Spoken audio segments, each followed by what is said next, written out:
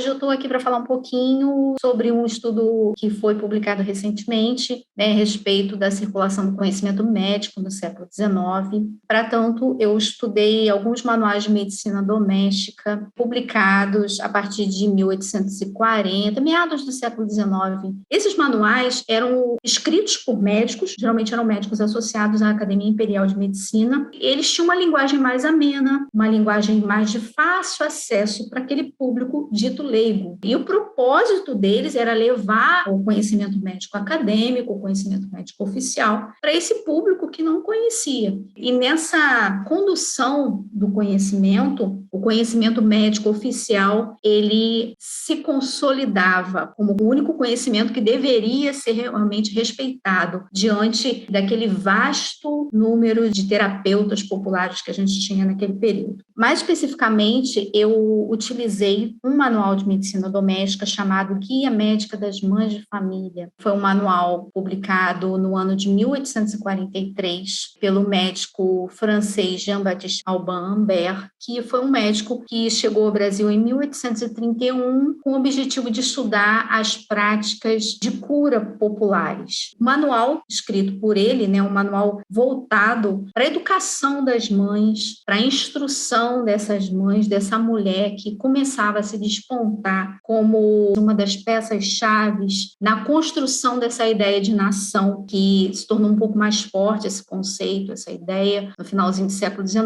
mas que nesse momento aí a gente já começava a perceber alguns nuances desse pensamento. Dentre os objetivos do meu estudo foi verificar de que forma esse manual de medicina doméstica se tornou ou não veículo de divulgação da ciência no século XIX. E, posteriormente, a minha intenção também seria verificar se ele teve êxito nessa divulgação. Como metodologia, eu analisei mais especificamente registros da guia médica ou do autor, Jean-Baptiste Aubin-Ambert, em jornais a partir da década de 30. Por que da década de 30 e não da década de 40, que foi a década onde o manual foi publicado? Segundo os jornais da época, a gente poderia verificar se alguma obra estaria prestes a ser lançada ou não. Então, eu achei realmente um registro de 1832, se eu não me engano, no Diário do Rio de Janeiro. Possivelmente era a guia médica. E ela já começava a ser anunciada aí, só que ela foi lançada quase uma década depois,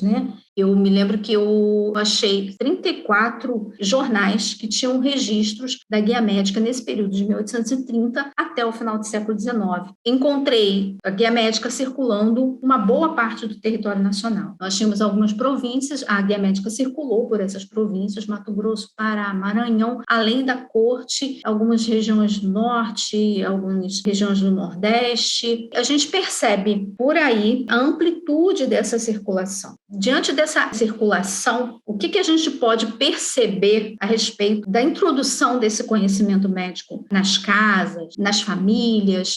Os jornais, naquele momento, eles funcionavam como um termômetro para o comportamento do público leitor. Então, se existiam bastante anúncios, era muito provável que existia interesse nessa obra. Nós podemos perceber isso na guia médica. Agora, um outro fator interessante que determina que uma obra está sendo bem aceita diante do público leitor seria o número de tiragens. Mas isso nós não conseguimos verificar na guia médica porque ela teve apenas uma tiragem. Nesse sentido, a gente não pode determinar que a guia médica foi bem sucedida, pegando isso como parâmetro. Mas os jornais, sim, eles são um forte indicativo de que essa obra ela teve sim o seu sucesso, teve sim o seu êxito na circulação do conhecimento médico no século XIX.